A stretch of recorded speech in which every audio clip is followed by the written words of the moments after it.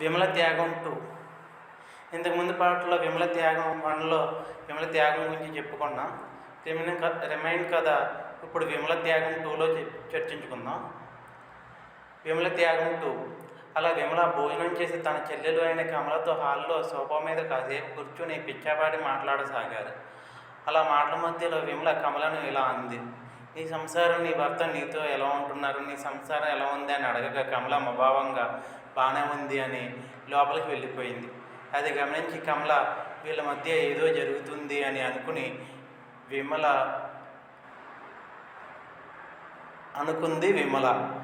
ఆ రోజు సాయంత్రం తన బావైన దాముతో మాట్లాడసాగింది.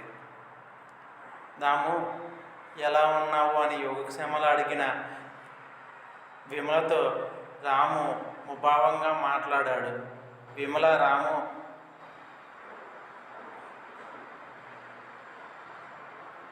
రాముని ఏమిటి నాతో అంత ఫ్రీగా మాట్లాడడం లేదు అని అడగగా రాము, ఏం చేయమంటావు, నిన్ను ఎంతగానో ప్రేమించాను, కానీ నువ్వు నీ కుటుంబ బాధ్యతలని చెప్పి నన్ను ఒప్పించి నీ చెల్లెలను నాకు ఇచ్చి పెళ్లి చేశావు. కానీ నాకు నీ మీద ఉన్న ప్రేమ కారణంగా నీ చెల్లెలతో సరిగ్గా ఉండలేకపోతున్నా అని చెప్పాడు.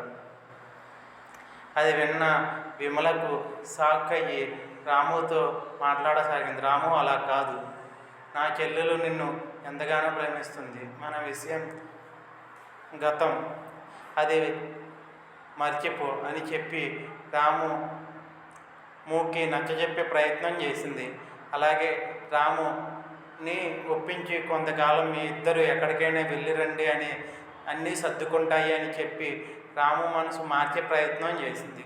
తర్వాత రోజు ఉదయాన్నే రాము కమలతో మనం ఇద్దరం వైజాగ్ టూర్కి వెళ్తున్నాం అని చెప్పగా కమల చాలా సంతోషించి నువ్వు వచ్చిన వేళ విశేషం అక్క, మా ఆయన నన్ను బయటకు తీసుకెళ్ళడానికి ఒప్పుకున్నాడు, నాతో బాగా మాట్లాడాడు అని సంతోషంగా చెప్పింది. అది విన్న విమల సంతోషించి నేను వచ్చిన పని అయ్యింది అని తిరిగి తన ఊరు పయనమైంది.